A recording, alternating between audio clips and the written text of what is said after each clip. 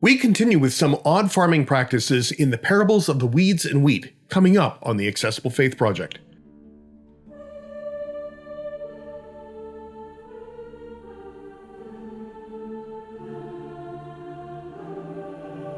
Hi there, I'm John, and welcome to the Accessible Faith Project. If you're new here and looking for insights into the Bible, faith, and history in ways that engage your brain, then please hit subscribe and that little bell icon so you can receive a notification every time I upload a new video.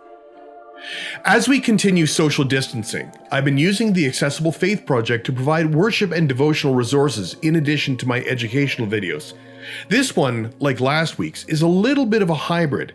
It is a sermon, but it also tries to put the parables of Jesus into their historical context. I have a confession to make. When it comes to anything plant-related, I am rather inept. I can get all of the advice that I can on raising and nurturing plants, and I will still kill everything off in short order. My parents, on the other hand, especially my mother, are avid gardeners, and they can grow vegetables in Calgary's often unforgiving climate every single year. In various churches that I have served, people have gifted me with plants and greenery that ends up looking sad. That is, if it manages to survive. I know that moving to Nanaimo, I may have some better luck, but at this point, I think I can manage a cactus, or maybe one of those plants that looks like a stone. Either that, or I could just make a garden filled with weeds. That would work. Regardless, I just don't seem to have the knack for it, and maybe that's why today's words from Matthew seem to resonate well with my lack of skill. As with last week, the parable from the Gospel is an agricultural one, reflections on the kingdom of God by using plant growth as a metaphor. But like last week, there is an uncharacteristic carelessness on the part of the one who plants the seeds. Curiously enough, if you wanted useful gardening tips, this week's parable isn't particularly a good example either. If the last one was about carelessly planted seeds, this one is about seeds being haphazardly grown, or at least so it seems.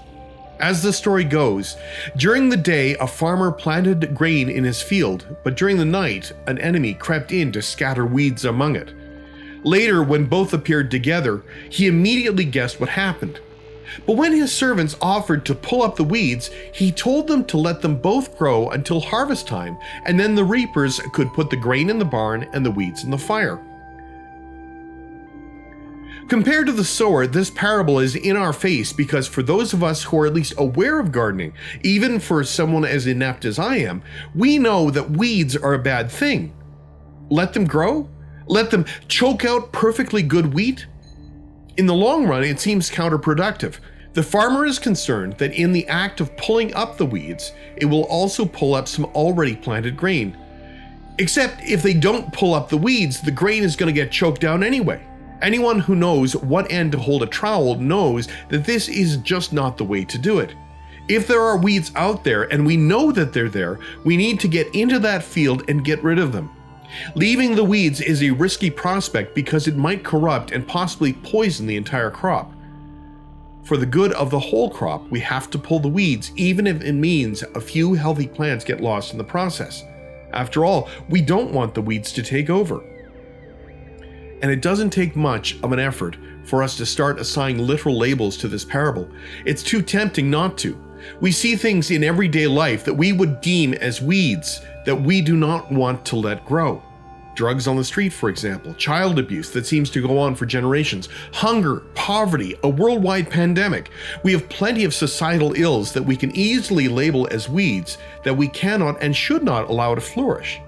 After all, if we don't, the weeds take over and destroy a healthy crop. But here, Jesus is comparing the kingdom of God to a farmer who appears to be on some level to be quite careless, if not incompetent, who is content to let weeds grow. Keep in mind, this is about the kingdom of God, not about the societal ills that we see out there. The people listening to Jesus know on a base level that this is not the kind of way to be doing any kind of gardening. They might have even found this parable to be rather insulting. One, because everyone knows that it is not the way to grow food, and second, how dare Jesus compare God to such a careless farmer? How insulting is that? But then again, maybe that is the point. The parables of Jesus take a conventional, familiar image and then make an odd spin that pulls us in some very bizarre directions. These unexpected movements in the story are what throw us off balance and raise all kinds of questions. Is the farmer wise or foolish? Does his strategy protect but ultimately destroy the grain? And how would the day laborers hear the parable different from landowners? Is the kingdom of God like the good grain, or is it like the weeds?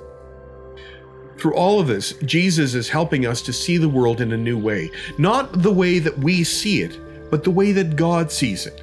Parables give us the chance to see the world with God's eyes, and to experience this glimpse through an emotional connection. And in those brief moments of revelation, they teach us that maybe the kingdom of God is not something that we can expect or predict. The kingdom of God is where the weeds grow, and yet the crop is neither spoiled nor diminished. Assigning weed labels is not what Jesus is after. We lose the message if we get too hung up on what is a healthy grain and what is weed. That is precisely why this parable offends our sensibilities. After all, we are the ones who label things as weeds, and then we begin to get hung up on what is a weed and what is wheat. And if we think about it, there can be such a thing as good weeds. At one point in our past, we had rabbits in our household, and I learned very quickly that dandelion and clover leaves were treats that they loved to eat.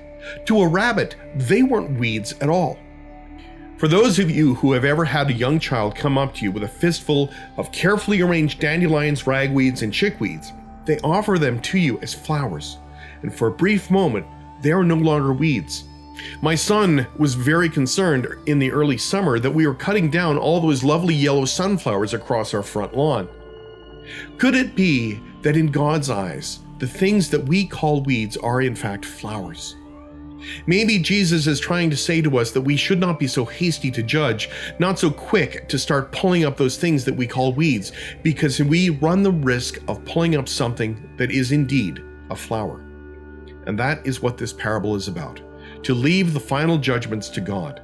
And I think perhaps we are too quick to jump in and assign labels, and then we become confused and confronted with a parable like this. This parable is not about being passive in the face of evil.